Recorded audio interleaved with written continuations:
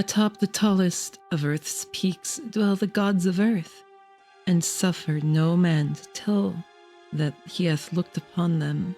Lesser peaks they once inhabited, but ever the men from the plains would scale the slopes of rock and snow, driving the gods to higher and higher mountains, till now only the last remains. When they left their older peaks, they took with them all signs of themselves, save once, it is said, when they left to carve an image on the face of the mountain, which they called Nigranek. But now they have betaken themselves to unknown Kadath in the cold waste where no man treads, and are grown stern, having no higher peaks whereto to flee at the coming of men. They are grown stern, and where once they suffered men to displace them, they now forbid men to come, or coming to depart. It is well for men that they know not of Kadath and the cold waste, else they would seek injudiciously to scale it. Sometimes, when earth's gods are homesick, they visit in the still night the peaks where once they dwelt, and weep softly as they try to play in the olden way on remembered slopes. Men have felt the tears of the gods on white-capped Thurai, though they have thought it rain, and have heard the sighs of the gods in the plaintive dawn winds of Larian. In cloud ships the gods are wont to travel, and wise cotters have legends that keep them from certain high peaks at night when it is cloudy, for the gods are not lenient as of old. In Ulthar, which lies beyond the river sky, once dwelt an old man avid to behold the gods of earth, a man deeply learned in the 7 cryptical books of earth, and familiar with the narcotic manuscripts of distant and frozen Lomar. His name was Barzai the Wise, and the villagers tell of how he went up a mountain on the night of the strange eclipse. Barzai knew so much of the gods that he could tell of their comings and goings, and guessed so many of their secrets that he was deemed half a god himself. It was he who wisely advised the burgesses of Ulthar when they passed their remarkable law against the slaying of cats, and who first told the young priest Atal where it is that black cats go at midnight on St. John's Eve. Barzai was learned in the lore of the earth's gods, and had gained a desire to look upon their faces. He believed that his great secret knowledge of gods could shield him from their wrath, so resolved to go up to the summit of high and rocky Hatheg Kla on a night when he knew the gods would be there. Hatheg Kla is far in the stony desert beyond Hatheg, for which it is named, and rises like a rock statue in a silent temple.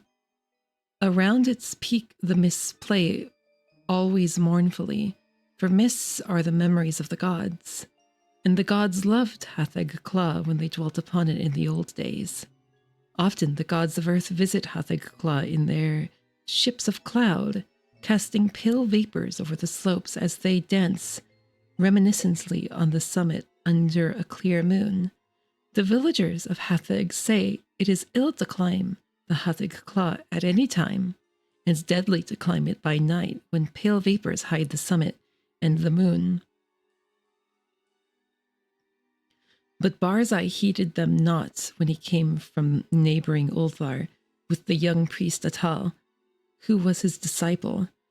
Atal was only the son of an innkeeper and was sometimes afraid, but Barzai's father had been a landgrave who dwelt in an ancient castle, so he had no common superstition in his blood, and only laughed at the fearful cotters. Barzai and Atal went out of Hatheg into the stony desert despite the prayers of peasants, and talked of earth's gods by their campfires at night.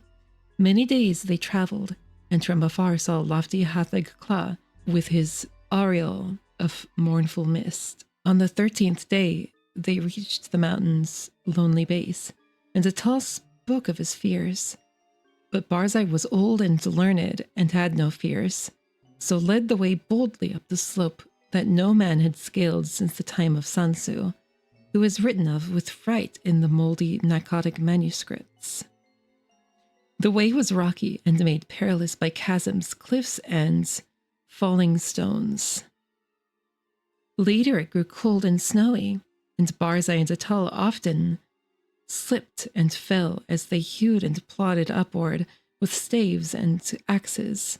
Finally the air grew thin, and the sky changed color, and the climbers found it hard to breathe, but still they toiled up and up, marveling at the strangeness of the scene and thrilling at the thought of what would happen on the summit when the moon was out and the pale vapors spread around. For 3 days they climbed, higher and higher toward the roof of the world. Then they camped to wait for the clouding of the moon. For 4 nights no clouds came, and the moon shone down cold through the thin mournful mist around the silent pinnacle. Then on the 5th night, which was the night of the full moon, Barzai saw some dense clouds far to the north, and stayed up with Atal to watch them draw near.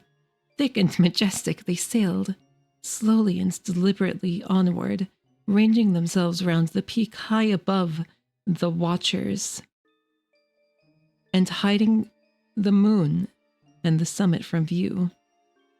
For a long hour the watchers gazed, whilst the vapors swirled, and the screen of clouds grew thicker and more restless. Barzai was wise in the lore of Earth's gods, and listened hard for certain sounds. But Atal felt the chill of the vapors and the awe of the night, and feared much. And when Barzai began to climb higher, and beckon eagerly, it was long before Atal would follow. So thick were the vapors that the way was hard, and though Atal followed at last, he could scarce see the grey shape of Barzai on the dim slope above in the clouded moonlight. Barzai forged very far ahead, and seemed, despite his age, to climb more easily than Atal, fearing not the steepness that began to grow too great for any save a strong and dauntless man, nor pausing at wide black chasms that Atal could scarce leap. And so they went up wildly over rocks and gulfs, slipping and stumbling, and sometimes awed at the vastness and horrible silence of bleak ice pinnacles and mute granite steeps. Very suddenly Barzai went out of Atal's sight, scaling a hideous cliff that seemed to bulge outward and block the path for any climber not inspired of Earth's gods. Atal was far below, and planning what he should do when he reached the place, when curiously he noticed that the light had grown strong, as if the cloudless peak and moonlit meeting place of the gods were very near. And as he scrambled on toward the bulging cliff and lit sky, he felt fears more shocking than any he had known before. Then, through the high mists, he heard the voice of Barzai shouting wildly in delight, "I have heard Earth's gods! I have heard Earth's gods singing in revelry on Hatheg Kla. The voices of Earth's gods are known to Barzai the prophet. The mists are thin and the moon is bright, and I shall see the gods dancing wildly on Hatheg Kla that they loved in youth. The wisdom of Barzai hath made him greater than Earth's gods, and against his will their spells and barriers are as naught. Barzai will behold the gods, the proud gods, the secret gods, the gods of Earth, who spurn the sight of man." Atal could not hear the voices Barzai heard, but he was now close to the bulging cliff and scanning it for footholds. Then he heard Barzai's voice grow shriller and louder. "The mist is very thin, and the moon casts shadows on the slope. The voices of Earth's gods are high and wild, and they fear the coming of Barzai the Wise, who is greater than they. The moon's light flickers as Earth's gods dance against it. I shall see the dancing forms of the gods that leap and howl in the moonlight. The light is dimmer, and the gods are afraid." Whilst Barzai was shouting these things, Atal felt a spectral change in all the air, as if the laws of earth were bowing to greater laws.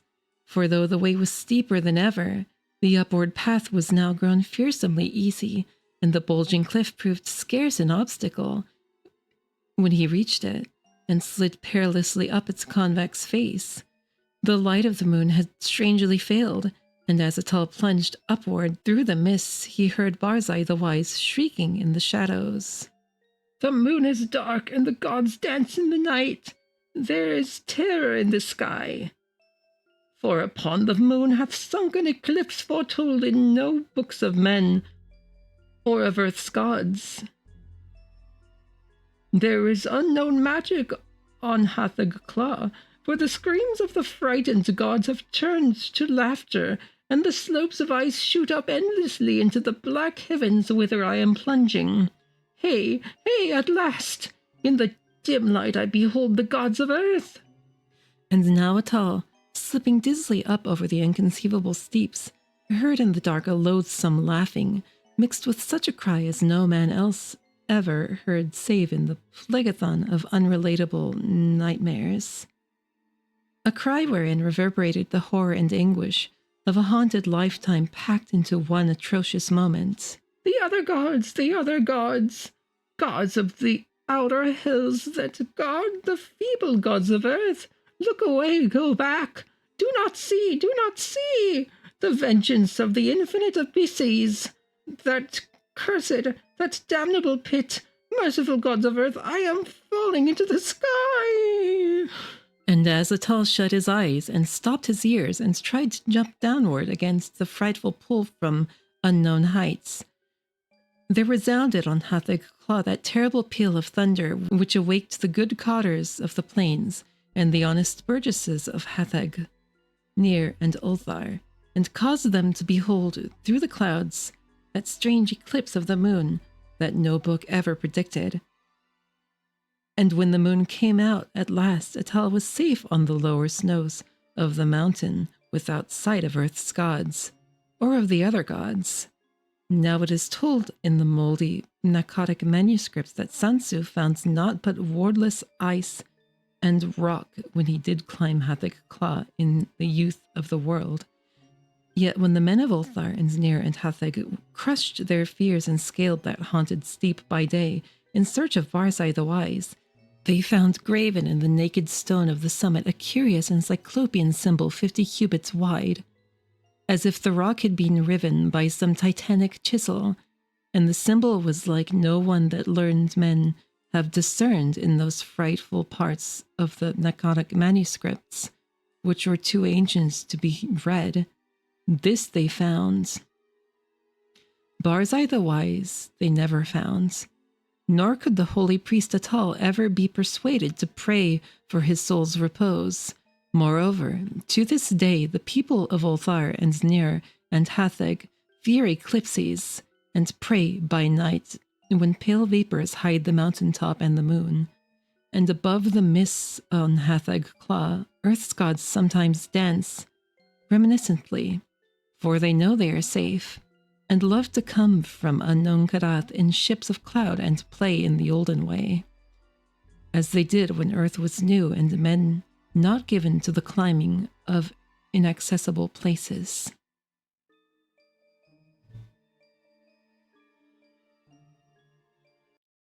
Hey, thank you for joining me for my reading of The Other Gods by H.P. Lovecraft. I know it had flaws, but I'm working on all of this. Thanks again, and bye.